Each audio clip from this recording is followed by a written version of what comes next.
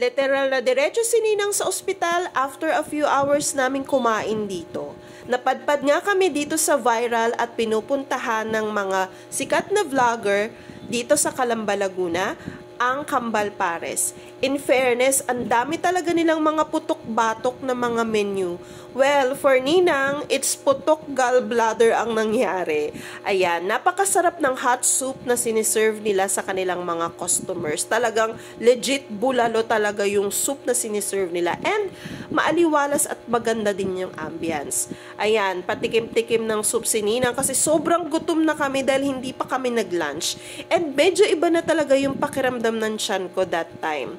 Bumili pa nga ako ng squeezed lemon with Yakult para naman ma-brighten up yung mood ko dahil hindi na nga maganda yung pakiramdam ng tiyan ko at that time. Marami silang mga nakakatakam na menu like, ayan, pares, may mga bulalo, at iba't ibang mga pagkain talaga na mga mamantika and high cholesterol. Don't judge me, mga judgmental ha. Hindi kami palaging kumakain ito. Nagkataon lang talaga na nagtry kami ng mga menu nila, and ayan, may bulalo, meron pang chicharong bulaklak, rice, and all. So, ayan, enjoy na si Ninang, pero after a few hours,